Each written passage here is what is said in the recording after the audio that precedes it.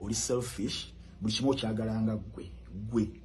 Views ozagala gwe wekka, sente weziba zivuddeyo ozitwala wekka, obulanga baba kwadde sente loze zibika wekka, muzimbi amayumba, muguza amamotoka, obulamu bukyuse.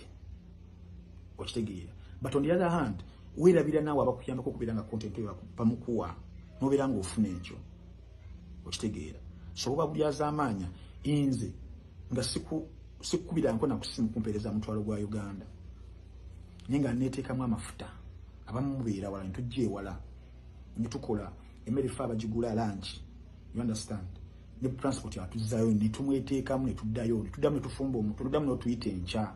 Gwe nofuna akasenteko. Nga n'abamu ku bo nina abatonda linkola nabo olumu. Nga n'obulango bwenjogera mention z'abakama bange bazisalamu. Oli ng'awulira bubi ng'asalamu n'otafaayo. N'omuleka n'ogamba okati oyo ali bw'atyo. N'oguma. Kitegeeza nammwe mwekube mu mitima.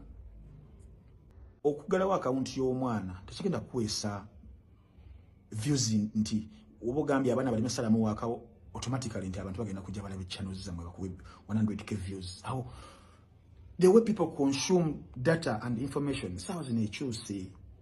Abantu bamu consumingira nnyo ku TikTok. One TikTok eyamba okumanya okunotifying omuntu there is an interview ntambi gyakoze.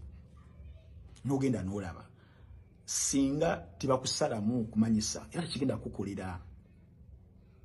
Nina ba TikTok, nina ba YouTubers abamu. Ngate yomu yakugamba bakinze bakawange tebamusalamu abaana. Yogerako nabo. Ngawulira bubi nti owagundigwe basala. Ye mulinga alaba wakaweta ina relevance. Ndozo kitegeera nti otandika okumanya nti bana abaana balina role naye bateseteese otya. Danyo okubagamba nti mubiviireko ddala. Obagana okusalamu wakawo. Even the advertisers abeereyo nga babeera ku TikTok. So baganda bange badde nsaba obusungu tubukakkanye ba YouTuber. Egos zikakkane. Amalala n'amampati bitukakkane ffenna. Sizze mu kuyomba, enzize mu kuwabula. Tubeere nga recognizing ffenna amaanyi gaffe. Mu kwegatta gemaanyi. Online media yeriwo tegenda kubanga eva weeyongezi kubeera sophisticated and diverse. So YouTuber ina ng'oli eyo. Oba oganye omwana wa TikTok okusala wakawonga mwendi nze because I'm a contributor. Nze basigenda kukola naawe. Nti mukotosobola kutula mu channel yo nga toyinako omuntu agenda kuwa waako oyo. Ogenda sogera nganze nti nze akimala kyonna. You need someone gogenda okupikingako that content. Abamu nga mwatufuula ba every week nti mukolayo omulundi gumu nekibeera nga kitambula. Oba kitegeera. Have you recognized my interests nze nganze? Osalawo nti wakawo tebamutema. Waliwo yagambye nti waka wange yina mujjeeyo ku channel yo.